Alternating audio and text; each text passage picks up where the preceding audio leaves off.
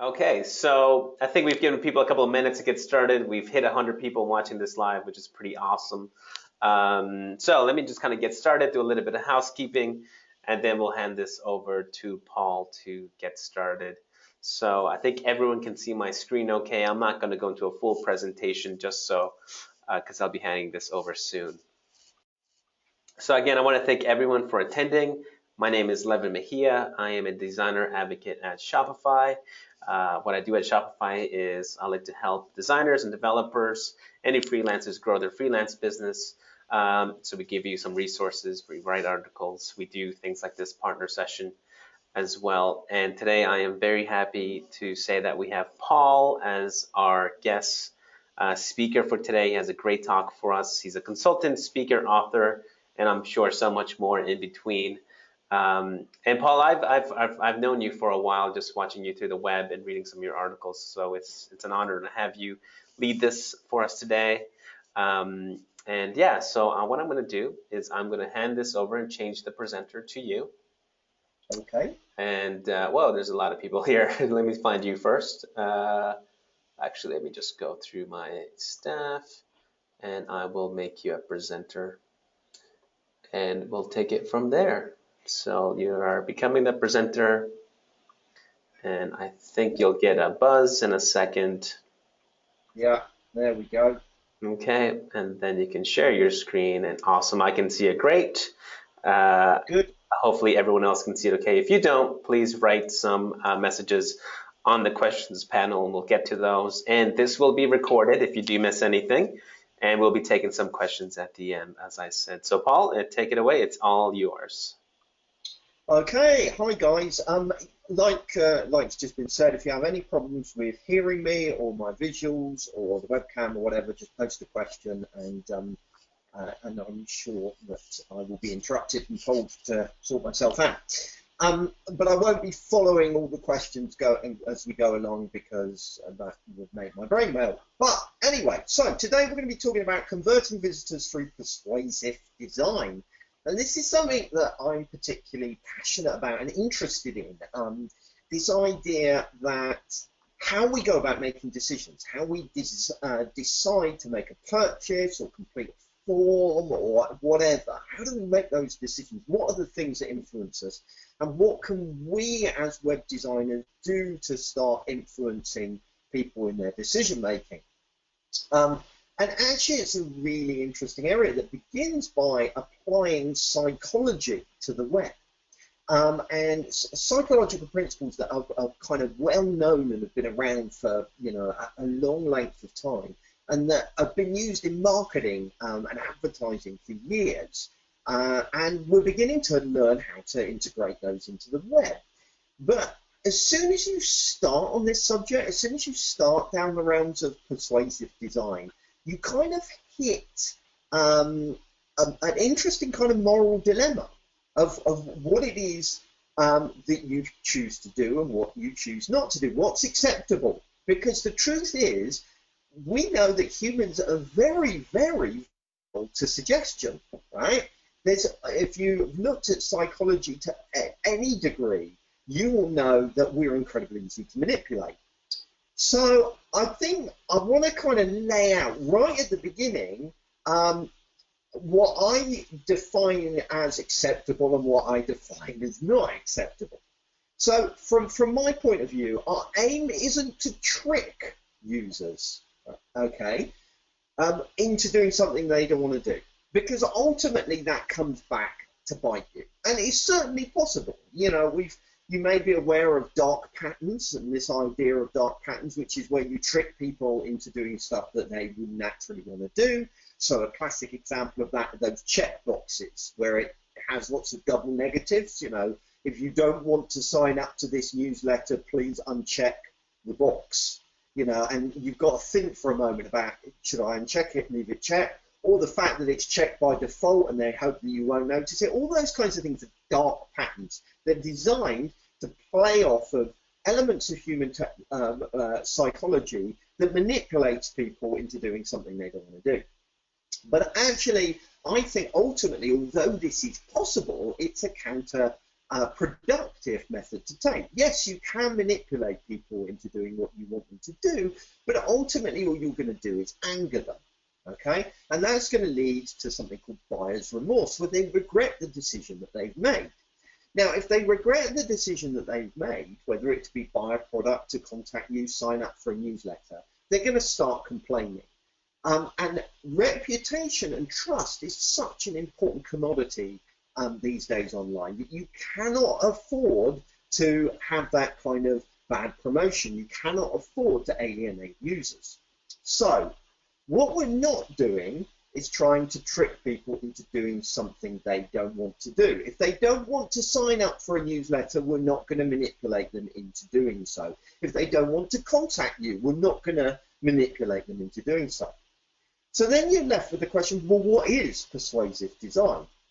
Well, what I believe we should be doing is nudging users towards doing something that they already want to do, but encouraging them to do it now and to do it with you rather than your competition. So for example, if I want to buy a camera, okay, what we want to do is make sure that when they come to our website to buy a camera, they actually do buy the camera and they don't go off to a competitor's site to do it, or they don't put it off till later, right? So we're only facilitating people to do what they already want to do, but we're kind of nudging them to take action now. There's a great book called Nudge that talks about how we can do this, how we can persuade people to do stuff and take action on stuff that they already want to do. So a great example of that is charitable giving. Everybody says that they want to give to charity, okay? But we never quite get round to doing it. And the reason we never quite get round to doing it is because we don't feel we can afford it. That we're always waiting for the time when we've got the finances to do it properly. So a way of persuading people to give to charity or nudging them to do what they already want to do would be the ability to sign up for a system that says next time you get a pay rise, a percentage of that money will go to charity. Because that way you're allowing them to put off the problem to tomorrow, right? Put off that issue of having to give today, but you're also linking it to a pay rise, which is something they've already you know, it's new money, and not, you know, it's not taking away what they've already got.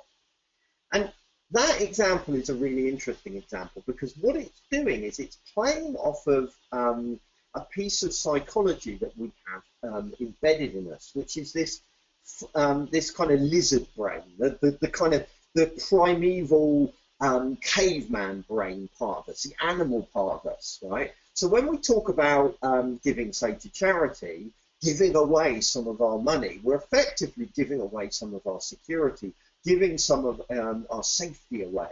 Now that creates a fright reaction in our animal part of our brain, and even though our conscious mind, our intellectual part wants to give to charity, the fear that is generated by our primeval brain overrides that. But by putting it off to the future, right, at a future date, as in that example I gave, overrides that part of the brain. It reassures it that's a problem for the future. It's not something that it needs to worry about now. So a lot of persuasive design ultimately comes down to looking at the different parts of our psychology and how we think about things and responding accordingly to that. But in order to do that, in order to start using psychology to our advantage, we first of all have to really get to know our users. And I think we pay lip service to this a lot of the time, right? I think of user research a bit like healthy eating or exercise, okay? We all know that we should eat healthily and we should exercise. We never quite get round to doing it. We never put the effort in. Oh, at least I don't. Perhaps you're much fitter than I. But the point is here that that's our attitude towards user research. We know we should do it. We know that we should put the effort in, but we never quite get round to it. But you've got no hope of creating persuasive design unless you really know who your users are, right?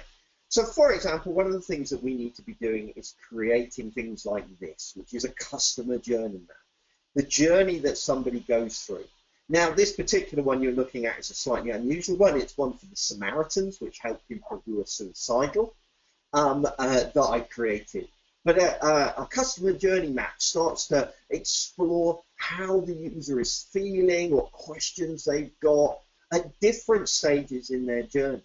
Because only once we understand how they're feeling, what questions they have, what actions they're completing, can we really start to tailor the experience of those different parts of the journey. So we really need to know what that journey is.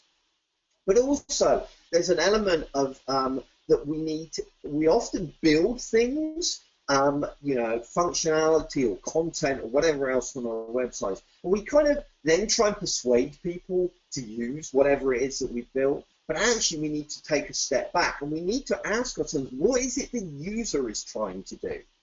Because only once we understand what the user is trying to do can we accommodate that in our product or service and therefore persuade them to do that with us. So another way you can do that kind of thing is through something called a user story card. And a user story card is a very basic statement. It is, I am, so what your audience is, I want to, what is the task that they want to do, so that I can, what is their ultimate goal, all right? So this, as a very basic tool, will start making you think about users' needs, and only once you understand those needs can you start designing for them and designing a persuasive experience. So to give you a bit of a stupid example, I am Donald Trump. I want to be president so I can build a wall. Now, once you understand what someone's motivations are, it's much easier to be persuasive for them. Another useful tool to help be more persuasive and to get to know your users better is something like an empathy map. Empathy maps are a great tool. It's an opportunity for you to start really digging in and understanding your users' underlying motivation. But there are lots of tools, and we could spend a whole talk just talking about understanding your users. But my point is, in terms of this presentation, is it's incredibly important and we need to invest time in doing it. But once we've understood our users, now we can start using psychology to motivate them. And probably the most basic tool in our arsenal is something called Maslow's hierarchy of needs. Now, the chances are a lot of you have already come across Maslow's hierarchy of needs, but just in case you haven't, it basically outlines the different needs that we have in our lives, from the most basic needs, which are the physiological needs, all the way up to kind of self-actualization, which is achieving our individual potential.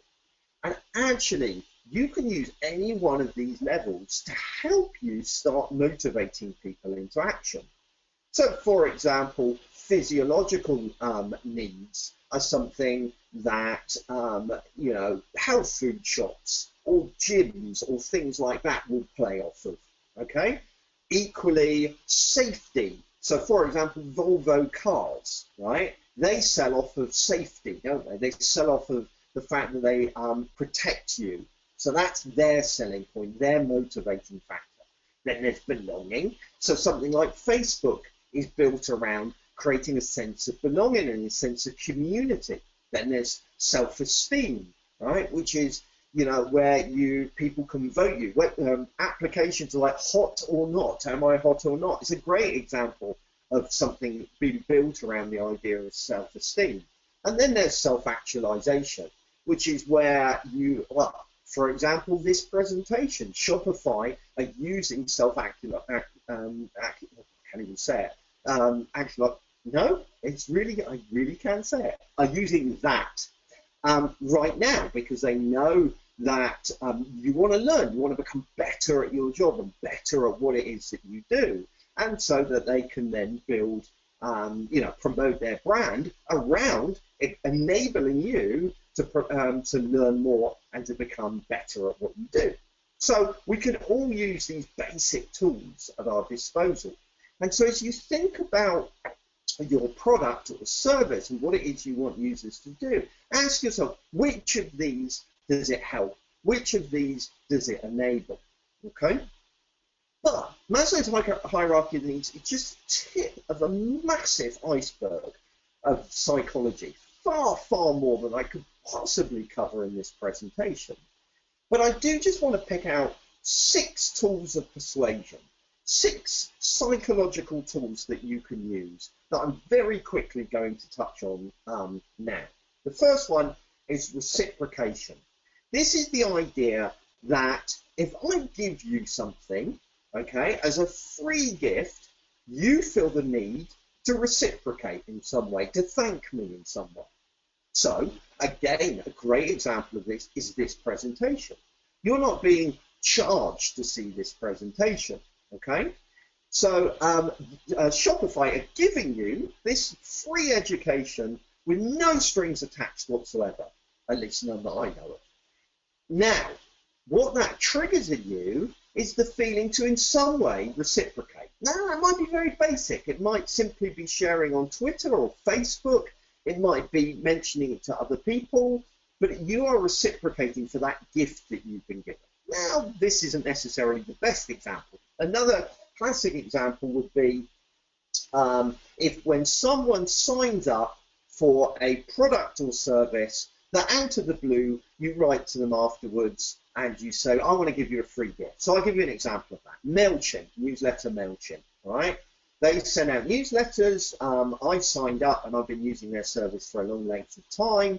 Then one day in the mail, I got through a hat, right? A MailChimp hat with a stupid monkey on it, okay? Now, I was over the moon with that and I felt a need to thank them for it. What did I do? I took a photograph of me wearing the stupid hat and I thanked them on Twitter. So I reciprocated. Now, that only works, however, if you reciprocate, if the gift is separated from the transaction, from what it is that you want to do, all right? So, for example, you know where people say, if you sign up for life insurance, you'll get a free carriage clock. Now, that's not reciprocation there because people feel like the carriage clock is a part of the transaction, right? What we're talking about is an unsolicited, no strings attached gift.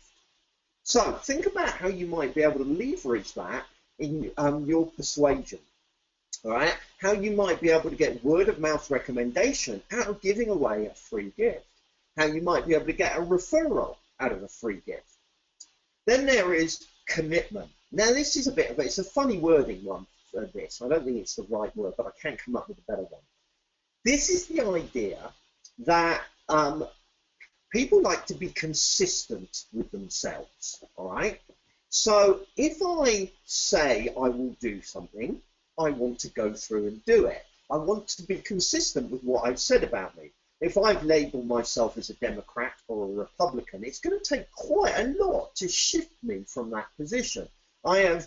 Because I want to be consistent. If I say I support a particular sports, group, then again I want to be consistent with that. So perhaps consistency is better than commitment. What do you think of that? So we can use that in our interaction with our users. So if we can get them to take a tiny step down the road, then they're much more likely to follow through. So let's say you want people to complete a long form. If you can just get them to answer one question, they're much more likely to go through and complete the whole thing. Or if you can get them to make some small commitment to you, it's considerably more likely they will go on and make a bigger commitment to you over time. So looking for ways to get just a little bit of commitment out of people is much more likely to generate a bigger commitment further down the road. Then, of course, there's social proof. We're a bit sheep-like. If all things are equal, we will do what other people have done, right? So, for example, if you've got 3 companies offering a very, very similar thing, everything's equal in terms of pricing and everything else, people will naturally choose the one that they perceive as being most popular. So as a result, social proof is incredibly powerful tool. If we can prove that other people are using this tool or this service or completing this call to action, then they're more likely to do it too. And we'll get into that more in a moment. Alongside that is authority. So authority is this idea that if somebody in a position that we consider in a position of power, or somebody we respect, if they do something, we're much more likely to do it as well. So that's why, for example, on adverts, it also, say adverts of toothpaste, they often say 9 out of 10 dentists recommend this, because we perceive dentists as an authority figure for toothpaste. So therefore, their authority is going to influence us. The same is true, within the web design world, the world we work in. There are certain people there. If somebody comes out and says, I think Shopify is great, and they're a figure that you respect, and they're an authority figure, then it's going to influence you. Then there's scarcity. This is that if you limit the amount of something's available, it triggers. Do you remember that animal brain I talked about? That one that's always afraid? Well, then you trigger that part of the brain, that part that wants to grab something that's scarce. Now, we can use this on our calls to action. So we can do things like, let's say, for example, you're selling a conference, all right? And you're trying to sell tickets for a conference. What you do is you offer an early bird discount. The first 50 people to sign up get it at a discount. And you show that number going down. Booking.com is a great example of this as well. If you go to the hotel page on Booking.com and you kind of look at a hotel there, it will tell you how many rooms are left. Oh, there's only 3 rooms left. And then they say, and there are 6 people currently looking at this page. If I don't book soon, I'm going to lose that place. The scarcity is a very powerful tool. And then there is framing. Framing is the fact that we don't intrinsically know the value of anything, right? If I pick up this Chewbacca bobblehead vinyl thing that I've got here, right? You couldn't tell me what the value of that is in isolation. If you've never seen anything like it before, if it wasn't described to you, if you've not encountered anything else, you would have no idea how much that is worth. But if you've seen a similar one, maybe my Greedo that has been sold online, then, and you know the price of that, then it's going to influence how much you think this one's worth, all right? So we're doing this all the time. So if someone hires you as a web designer, they're going to compare you to other web designers. If somebody's going to buy something on your e-commerce site, they're going to compare you with the competition. So as a result, what we need to do is we need to frame that price ourselves. So we're the ones framing it rather than the user. So typically you'll see something like 3 options being presented. There's the cheap option, really cheap and cheerful, but the functionality or the spec of whatever it is that's being sold is really, really basic and next to useless, basically. But that frames the bottom end. Then there's an enterprise level version of it that's massively expensive, and but it's got all this kind of functionality built into it. And then there's the sweet spot that you create in the middle, the one with just the right functionality at just the right cost. But by framing it at either end of the spectrum, you'll probably never sell the cheap version or the enterprise version, but you're framing it and showing that the middle one's of value. So that's framing. Okay, so that's a little bit about psychology. There's so much more I could talk about. Seriously, I could do a whole presentation just on psychology, and it's incredible. But I want to move on and look at another key thing with persuasion, which is if we want to persuade people to complete our calls to action, then we need to build trust with them, right? They need to trust us, whether it be buying something on an e-commerce site, or whether it be hiring you as a web designer, or whatever it is. They need to trust you. If they're handing over money to you, they need to trust you. So how do we build trust? Well, actually, social proof that I mentioned earlier is a great way of building trust. Here's that Booking.com page that I mentioned earlier. Not only does that do what I was saying earlier about scarcity, it also makes use of reviews and testimonials, ratings, all that kind of thing in order to build a sense of trust. Oh, look, there are a lot of other people that are using this, right? Oh, a lot of other people have booked it and had a really great experience. So you can use reviews and ratings and testimonials to reinforce them, and that's why you see them so often.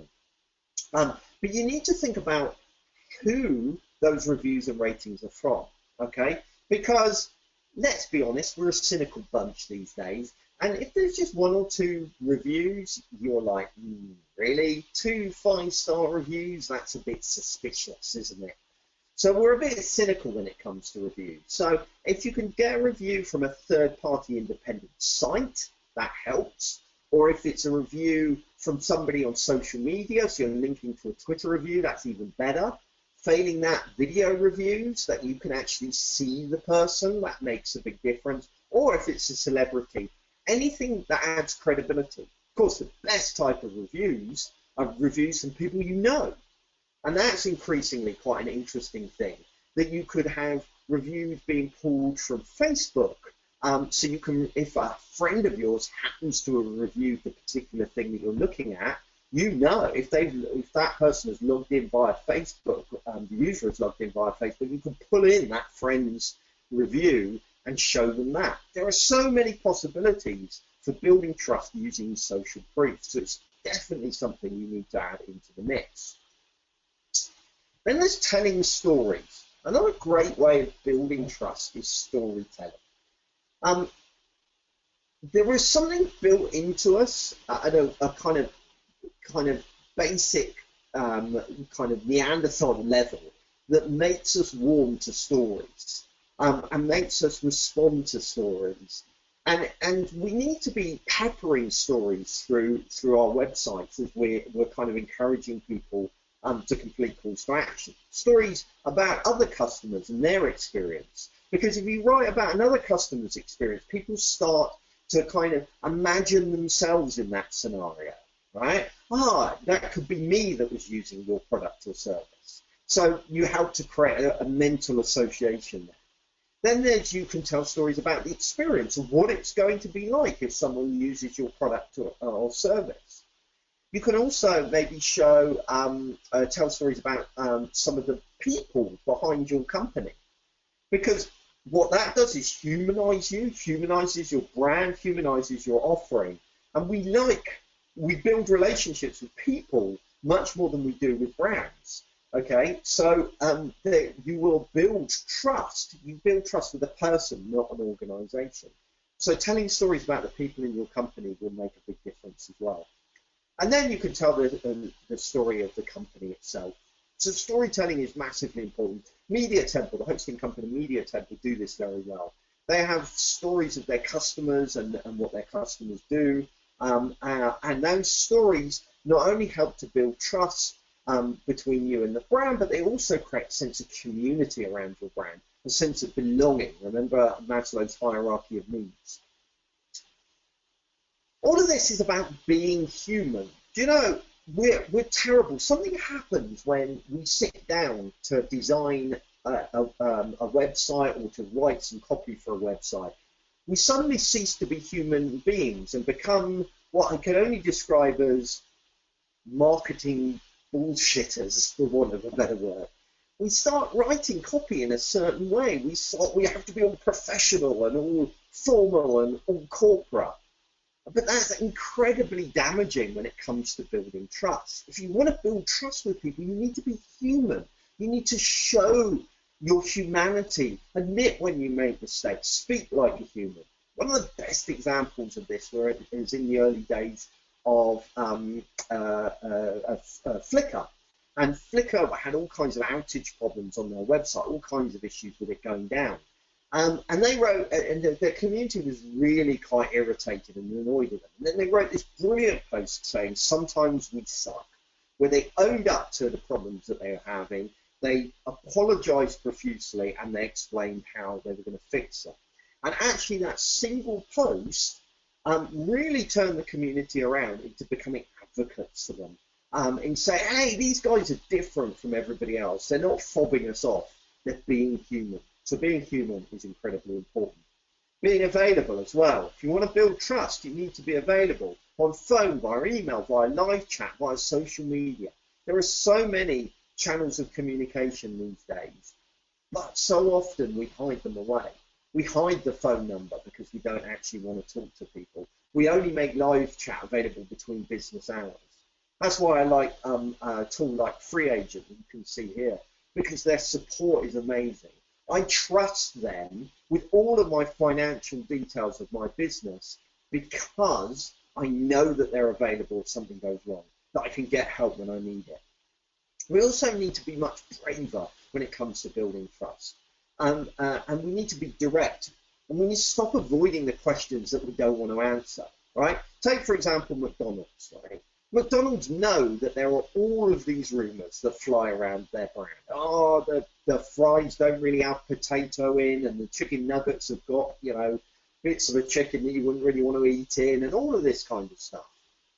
Now, it would be very easy to hide away from those kinds of things, but McDonald's Canada didn't shy away. In fact, they took their customer questions, all of those things that people that a brand would prefer to hide, and he dealt with them straight on. So you can see a few of them here. Why do you microwave so much of your food? You know, what's in a McDonald's burger really? All that kind of thing. And they dealt with them head on, and they built trust as a result. Another big part of building trust is removing risk for people. If you want people to buy your product, think about the risks that they're taking and what you can do to remove those risks. Because if you can remove the risks, they're much more likely to take action. Zappos is a great example of this, isn't it? You know, buying shoes online is a big risky business, right? It's a good chance that the shoes won't fit you or you won't like the style.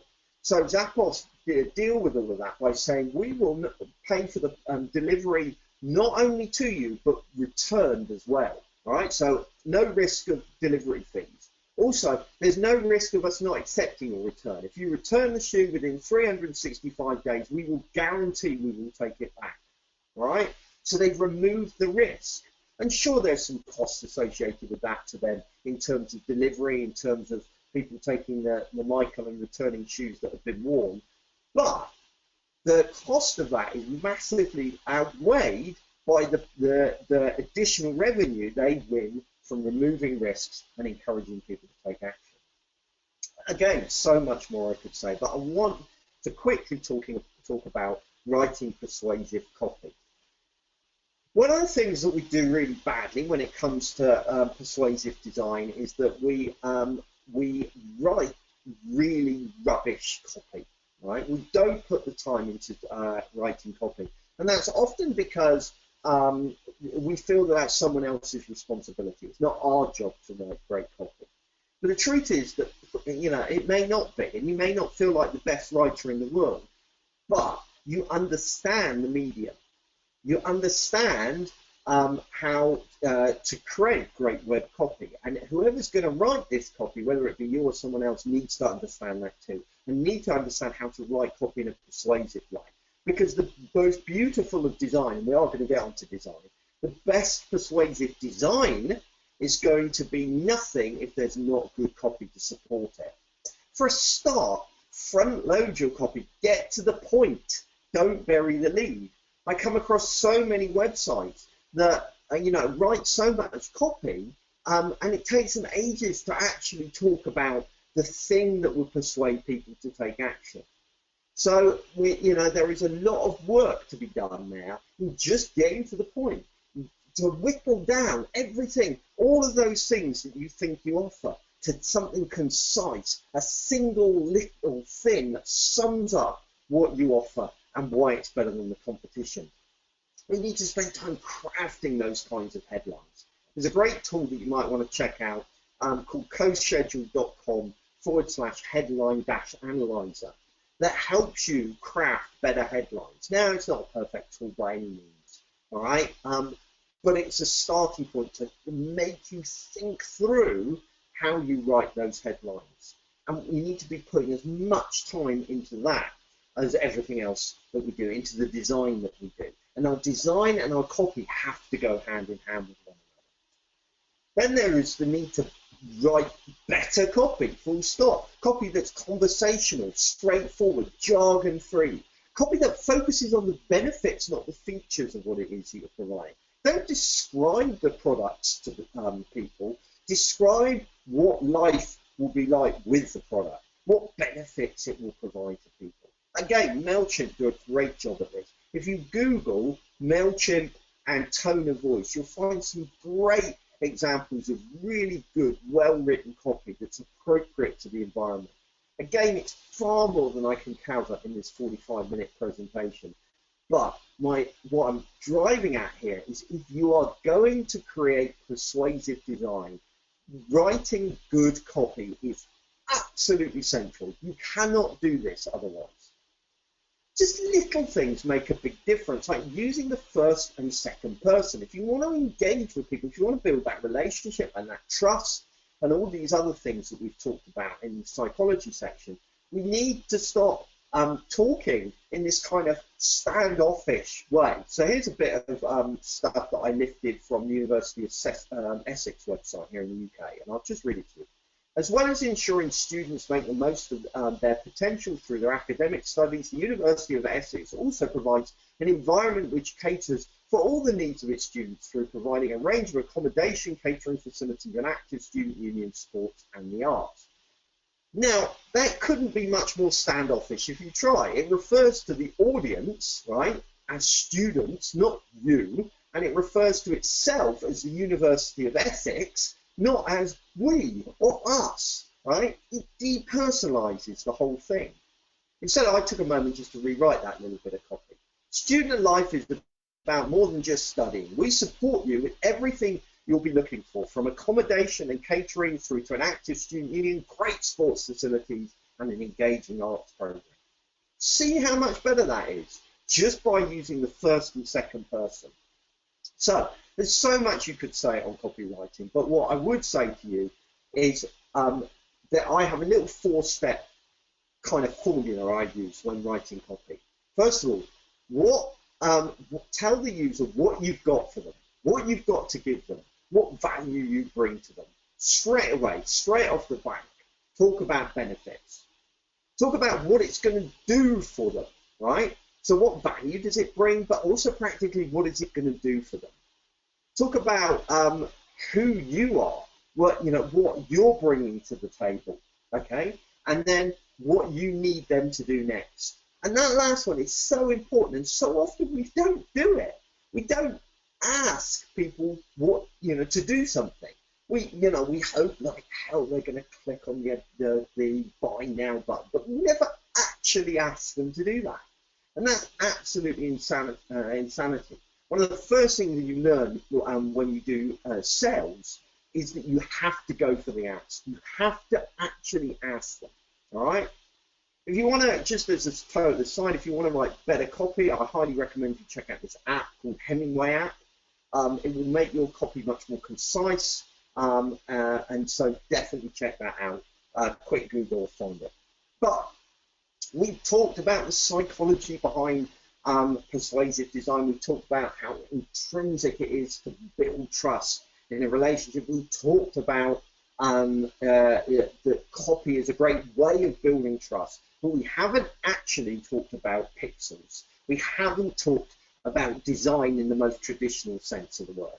But now's the time to do that, because design is obviously an intrinsic part, particularly when it comes to calls to action. Calls to action are not the be-all and end-all of persuasive design. What happens before the calls to action matter. What happens after the call to action matter. But that moment of asking people to act is important too. Now, just to reiterate there, you have to lay your groundwork before you ask people to complete a call to action. So here's an old version of the Skype homepage, right? And they lay their groundwork brilliantly. So this is their homepage. Very obviously, the call to action is download Skype, but they lay their groundwork beautifully. Make calls from your computer free to other people on Skype and cheap to phones and mobiles around the world. That is just such a beautifully written phrase, right? There's no marketing BS in it, okay? It tells people what they can do. It tells them the benefit that they will receive. It refers to them as you. It just ticks all the boxes. They've laid the groundwork there, so that you know exactly what you're going to get when you click on that download button. When you click on that button, you will be able to make calls from your computer free to other people on Skype and cheaper phones around the world, right? And so often I come across calls to action where you're not actually sure what's going to happen when you click on it, okay? Are you going to sign up for a newsletter? How, for example, that might be a call to action. But how often am I going to get the newsletter? What will the newsletter have in it? Can I unsubscribe to it? You've not laid the groundwork, and so people aren't going to click that button, no matter how beautifully designed it is. So make sure you make it clear what people are going to get if they before they click the call to action. Second, consider offering an incentive, okay? So for example, if you're talking, say, making a purchase on an e-commerce site, Shopify, we've got to talk about that, right? So in that situation, maybe you want to give them an incentive. Maybe you want to give them 10% off. Maybe you want to give them, throw in an extra, thing into their purchase or whatever else. Incentives are a great way to encourage the people to commit and make that decision now, especially when joined with scarcity. So if you do it today, you will get the incentive. So a great example is when Obama first ran for president, and people went to his website and he was asking for a donation. He said, if you make a donation more than $30, you get a free Obama t-shirt, which I just think is a great move, because not only is that a way of incentivizing people to give $30 when they were thinking about giving $20, but also these t-shirts are walking billboards for him and his campaign. What a great idea. You give us more money, I'll give you a billboard you can wear around promoting me. Genius, right? So offering incentives is a really powerful tool. But let's talk about the actions themselves. Make sure you have a small number of very distinct actions, okay? There's something that people suffer from called choice paralysis, okay? And that's where they're overwhelmed with too many choices, right? So, for example, I think Apple are going through this at the moment, where they're overwhelming people with too many choices. So, for example, recently, I wanted to buy myself a device that I could use when I go away on business, right? So what are my options there? I could get a MacBook Air, I could get an iPad, I could get an iPad Pro, I could get a MacBook Air 11-inch or 13-inch, I could get the iPad Pro in both the 9-inch and the whatever the other one is, right? And also now there's the MacBook as well. So I had too many choices and it paralyzed me. Now, interestingly, that was where Apple was when Steve Jobs first returned to it, right? And do you know what the first thing he did was? Is he drew a quadrant, right? 4 boxes, right? And he had basically 4 offerings. He had a consumer desktop and a consumer laptop and a professional desktop and a professional laptop. That was it. He narrowed the choice and made each of those choices absolutely distinct from one another. It was a clear choice. So take, for example, this website you're seeing on the screen right now. Look at the 3 calls to action. Now, they've pretty much clearly said that they want you to click on the create a wiki call to action because it's a different color and it stands out a little bit more than the other 2 options. But here's my problem, right? If I want to sign up for this, okay, do I click create a wiki because I want to create a wiki, or do I click buy now? You see my problem? Those 2 aren't distinct enough. I don't know which of those I've got to click, right? What if I just want to try it out? Do I click create a wiki because I need to create a wiki to try it out, or do I click the view a demo? Do you see the problem? They're not distinct enough. So it's not just reducing the number, although that's important. It's also really important to distinguish clearly between those different actions, because if you don't distinguish them, you will confuse people. We talked a lot about scarcity. This is a very old screenshot. I apologize, I really ought to get a new one for this, but it perfectly demonstrates the idea of scarcity. So you can see here about how if you register now, the first 10 places are considerably cheaper. So make sure your calls to action have that kind of thing built in them, and use active, urgent language to encourage people to act now rather than later. Okay? Position obviously is a huge issue as well. Often I see, especially on e-commerce sites, why do we always put the basket up in the top right-hand corner? Okay, because actually that's quite a dead spot on the screen. Or why do we, as web designers, we like to say, oh, there is no fold. Well, yes, you're right, there is no fold, but if we do know that people higher on a page, people are more likely to see content that's higher on a page. So something like our call to action should be high up. So this is a great example here where you can see that they put that call to action front and center, bang, in the middle of the screen. So even though it's not visually that different from its surrounding in terms of color, it can't be missed because of its position. But we really need to get quite sophisticated in understanding how users scan a page, right? Because even if you put the call to action in the right place, users might not necessarily see it because of other elements on the page. So look at this heat map you can see here, how the majority of attention is not on those calls to action that you can see in the blue box, the orange buttons, but actually the majority of attention is pulled to the face. And that's because faces we're kind of pre-programmed to look at faces. Now, if that woman, instead of looking off the screen slightly, was actually looking down at the calls to action button, then your eye tracking would pull you over, your eyes would be pulled to those buttons. So we really need to get to know how people scan. We also need to make much better use of negative space, okay? It's not always meant about positioning as much as it is, in terms of where on the page and how much space surrounds it. So on these particular examples, look at the amount of green empty space around those two calls to action, right? Draws the eye to it because the empty space around it works just as well. So if you want someone to look at it, leave a lot of empty space around it. Color is obviously another powerful tool that you can use. And again, you've got to be careful with this one because 1 in 20 men are colorblind, so they might not perceive differences in color. So you can't rely on color alone. But you've got to admit, on this website, that works really well. The entire color palette is blue, but you have a big contrasting color to make that call to action jump out, right? That's very powerful. So contrasting colors works great. Then there's make it big. Again, a really old screenshot that I've not managed to find something that's hilariously over the top of this. They could not make that call to action any bigger. They say size doesn't matter, but when it comes to calls to action, it certainly does. And as designers, we often like to be subtle, but when it comes to calls to action, subtlety is not the way to go. Make it big, make it prominent, make it central. And have it everywhere. Don't stick your call to action just on your homepage, right?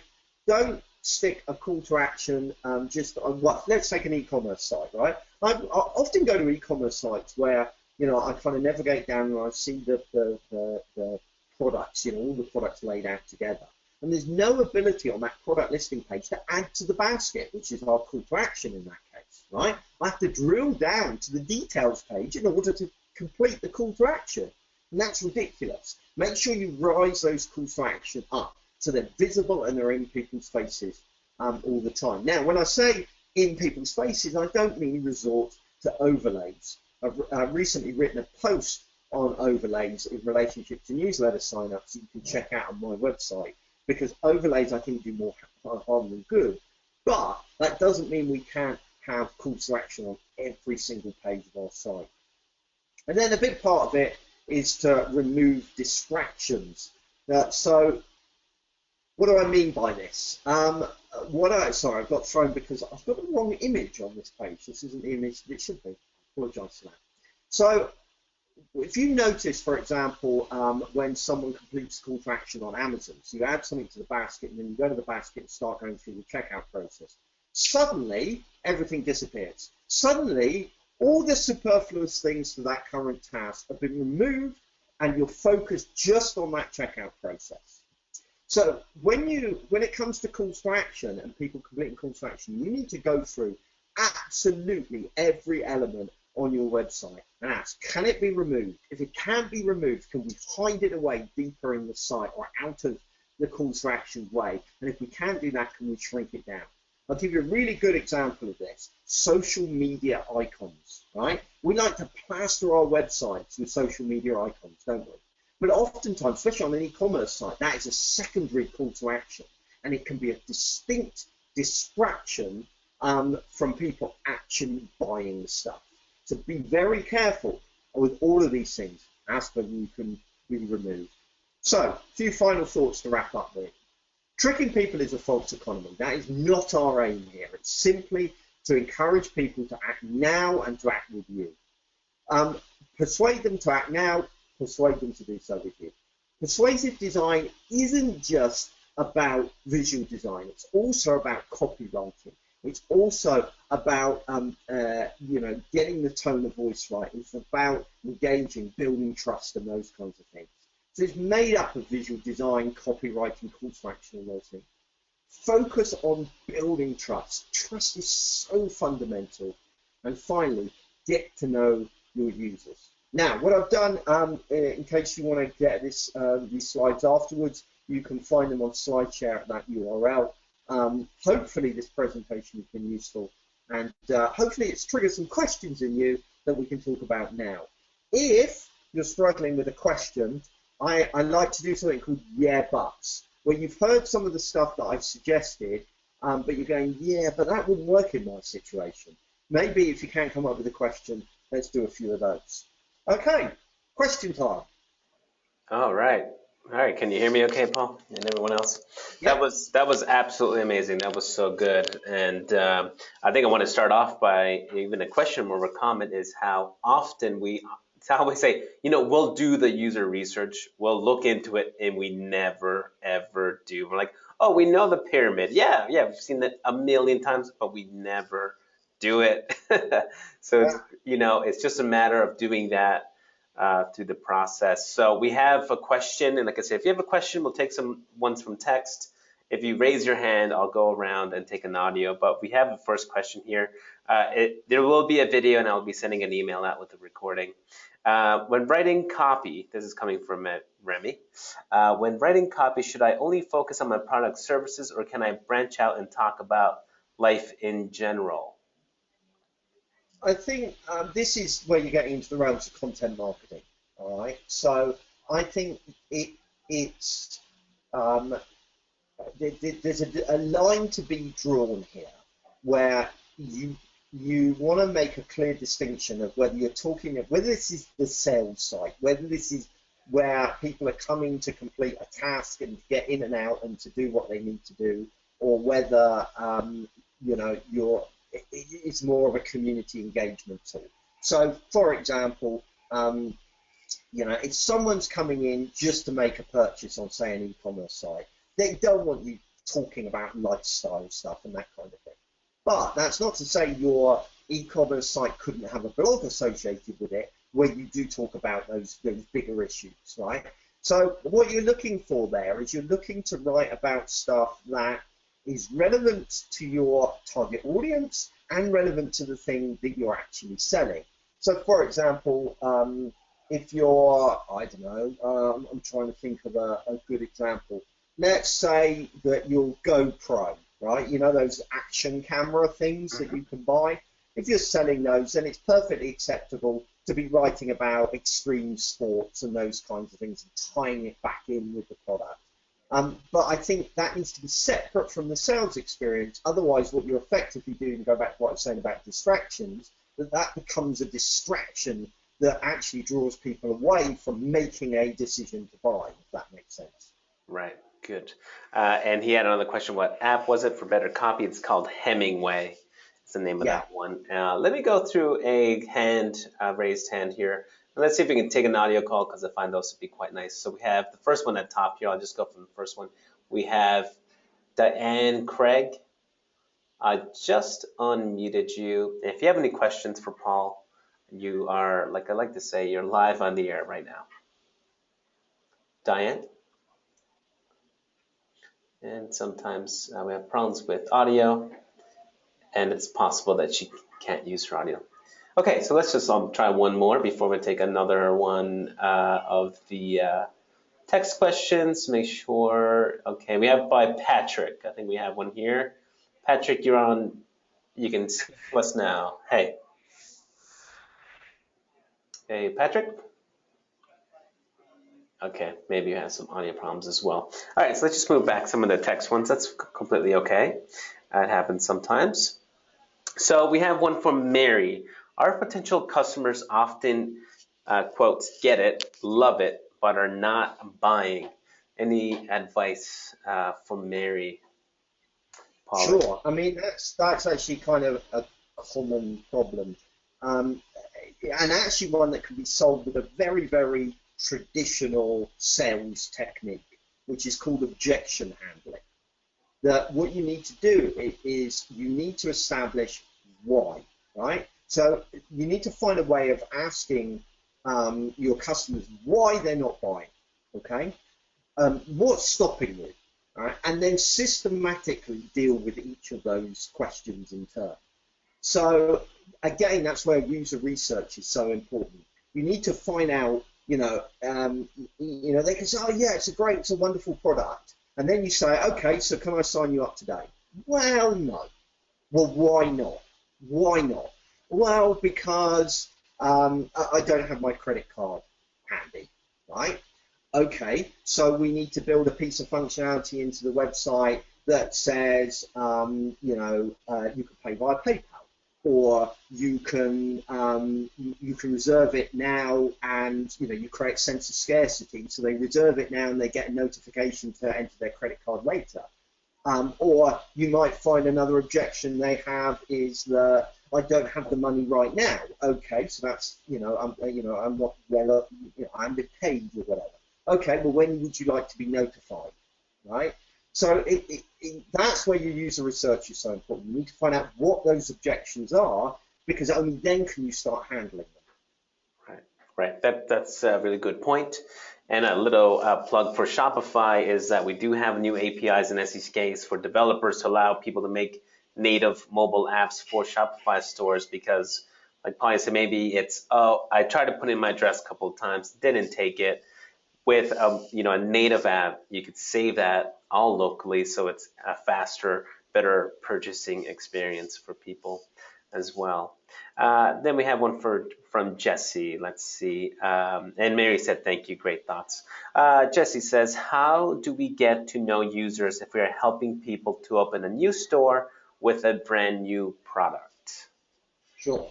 Well, this is where you need to start with a minimal viable product. And again, this is where something like Shopify is really useful. And by the way, I don't work for Shopify, so I've got no need to push them particularly. But you've got to start with that absolute basic product where you make as few guesses as possible, right?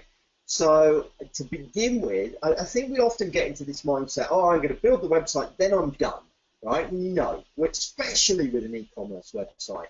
When you launch your initial website, that is just the beginning. That is just the tip of the iceberg. So by building a minimal viable product, what you can do is you can put something out there and you can start watching people use it, right? You can learn what functionality they use and what you don't. You can start surveying them, all right? So that's one thing that you can do. The other half of the equation is, well, just because you don't have any existing customers today doesn't mean you can't start doing user research. Because you know the type of customers that you want, or you should do. If you don't know the type of customers that you're after, then you've got bigger problems. But you should have a good idea of who the people you want to reach. So start talking to them. Start asking them. Ask them what other websites that they use. Do maybe some usability testing on your competitors' websites. That's the great thing. Your competition have very kindly created a brilliant prototype for you to test on, all free of charge, that you can just send users towards, and you can see what works and what doesn't. So there's a lot you can do even before you've got a website. But when you build a website, start simple and consider that just to be the very beginning. Once you go live, that is the start of the journey, not the end. I mean, going back to Booking.com, right? Booking.com are running at any one time. Now, they're a very extreme example, admittedly, a much bigger organization than maybe you are. But at any one time, they're running 100 multivariate testing tests on their website at any one time. They're constantly tweaking and improving their website. And that's the same mentality that you should have. Mm-hmm. That's really, really good point. Awesome. So this is a good question here from Brad. Do you have a few tips on doing customer research, resources like maybe a similar web ? Or other tools or manual processes you use, Paul? Yeah. So I talked about a couple of things. I talked about empathy maps, user story cards, and customer journey maps. But those kinds of things are all more for visualizing and expressing the research that you've done. I didn't really talk a lot about the research itself. There are kind of several things that, well, first of all, there's for usability testing, there's something like usertesting.com. Usertesting.com is great because you can do usability. You can go to them with a prototype or with an existing website. You can set, enter in a task, and then within an hour, you get however many people you're willing to pay for back, recording a video of them completing a task and any challenges they have. How cool is that? Quick, simple, and relatively cheap. So definitely check out that. Cool. The other thing that I would do, which seems a bit airy-fairy and a bit kind of I don't know, over the top, but is absolutely invaluable, is what's called in-field studies, which is a very posh way of saying just set up one day with half a dozen people where you go to their house to test them, right? So you go to where they live to test them. You will learn more from doing that than you will from any number of usability testing in a lab, right? And the reason it's so invaluable is because you get a feel for the kinds of people they have.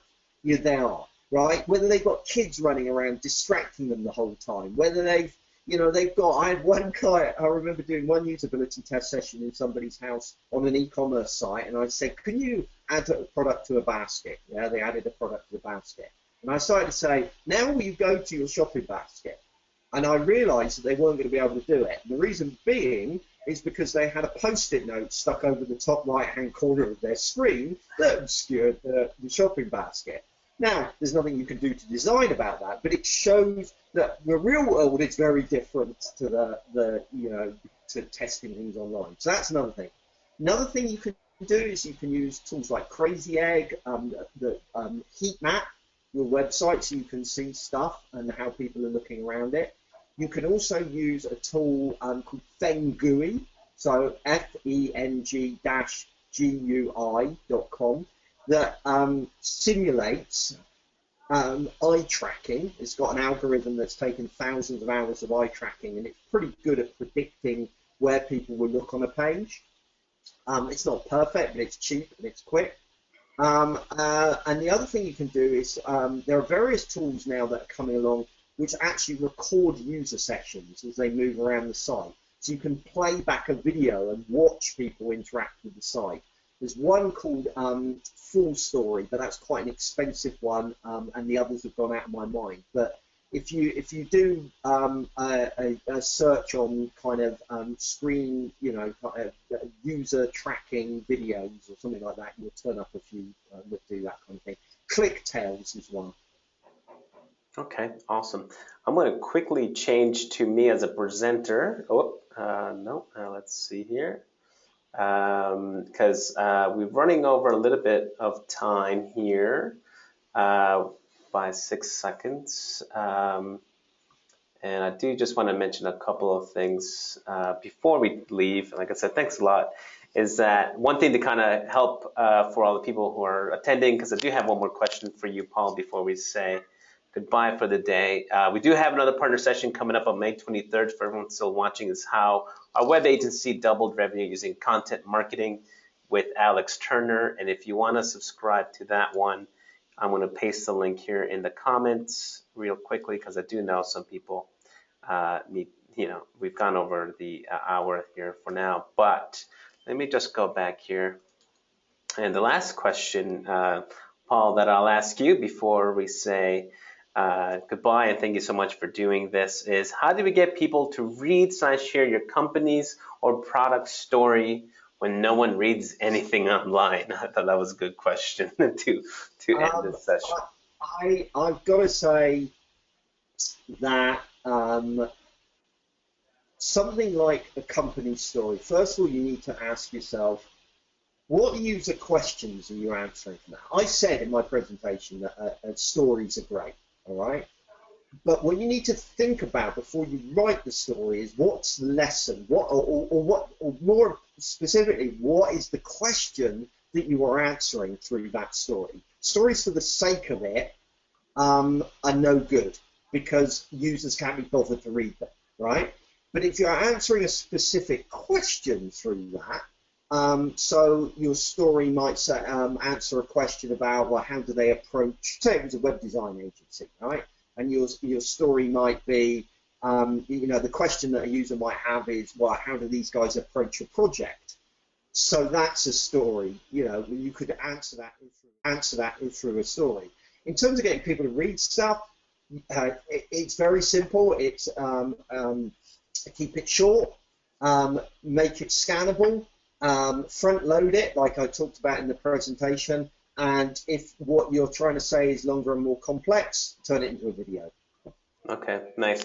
Yeah, video just seems to be one of those things that just like it's just complete vertical with everyone's doing as a great way of quickly explaining it. And I mean, I'm guilty. I don't read, full pages. Nobody does. I think, yeah, so I think a video is a good one. And you know what? People have iPhones or pretty high-end Android devices or mobile devices can get some pretty good video quality out of them now. And I think almost everyone knows how to take a selfie picture. I'm sure they can take a selfie video with a quick just about what you're doing. Paul, I just want to thank you so much, and thanks for even sticking around to answer those questions to everyone who was here. I think it was very insightful. We'll be sending out an email with a recording of it, and then hit reply on that button if you have any questions. I'll be more than happy to answer them for you. Again, Paul, thanks a lot. And we'll see you again next time. Like I said, we have one coming up on May 23rd with another great guest as well. So thanks again for everyone attending. It was a great session. I know I personally learned a lot, and I'm sure everyone else online did as well. So thanks, Paul, and we'll say bye for now. Bye-bye.